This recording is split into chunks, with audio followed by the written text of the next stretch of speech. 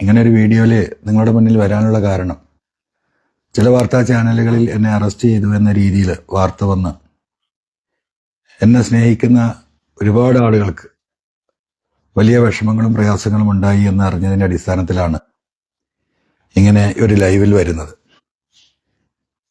കേരളത്തിൽ നമുക്കറിയാം, നമ്മളൊക്കെ സാമ്പത്തിക ആവശ്യം വരുമ്പോൾ ലോൺ എടുക്കുന്നവരാണ്. അങ്ങനെ ഒരു ലോൺ എടുത്ത വ്യക്തി കൂടിയാണ് ഞാൻ.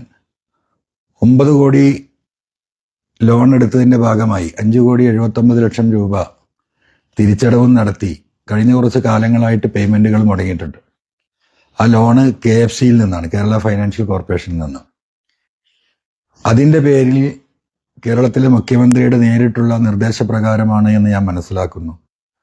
കേരളത്തിലെ വിജിലൻസ് ഞാൻ തട്ടിപ്പിന് വേണ്ടിയിട്ട് ലോൺ എടുത്തു എന്ന രീതിയിൽ ഒരു 420 ചീറ്റിംഗ് കേസ് ഇട്ടുകൊണ്ട് ഒരു കേസ് എടുക്കുകയുണ്ടായി.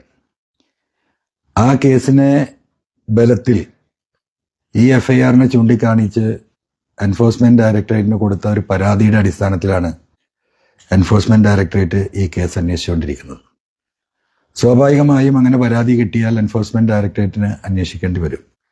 ആ അന്വേഷണം സ്വാഭാവികമായും നടന്നുകൊണ്ടിരിക്കുകയാണ്. പക്ഷെ ഇവിടെ എൻഫോഴ്സ്മെന്റ് ഡയറക്ടറേറ്റിന് ഇങ്ങനെ അന്വേഷിക്കാനുള്ള ഒരു കേസ് ഉണ്ടാക്കി കൊടുക്കാൻ വേണ്ടിയിട്ടുള്ള ഒരു കള്ളക്കേസ് എടുത്തത് കേരളത്തിലെ വിജിലൻസ് ആണ്.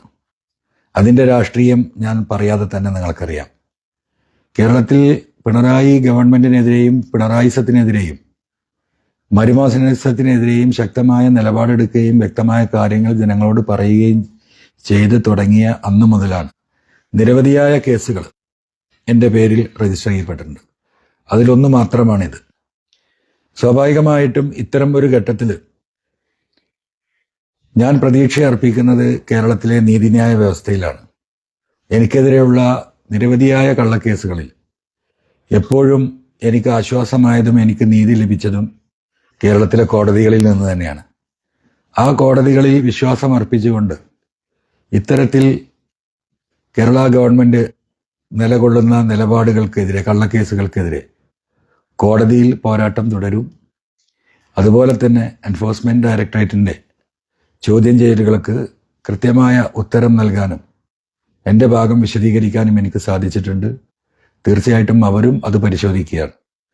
ഈ ഒരു ഘട്ടത്തിൽ എനിക്ക് വേണ്ടി എൻ്റെ കൂടെ നിന്ന, എനിക്ക് വേണ്ടി പ്രാർത്ഥിച്ച കേരളത്തിലെ ലക്ഷോപലക്ഷം സാധാരണക്കാരായ മനുഷ്യർ, അവരോട് ഞാൻ എന്നും കടപ്പെട്ടിരിക്കും.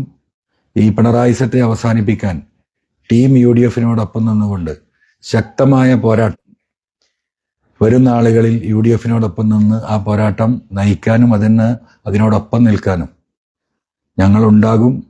പ്രത്യേകിച്ചും അതിൻ്റെ മുന്നിൽ തന്നെ ഞാൻ ജീവനോടെ ഉണ്ടെങ്കിൽ ഉണ്ടാകുമെന്ന് സ്നേഹപൂർവ്വം ഈ അവസരത്തിൽ പിണറായിസത്തിൻ്റെ വക്താക്കളെ അറിയിക്കുകയാണ്.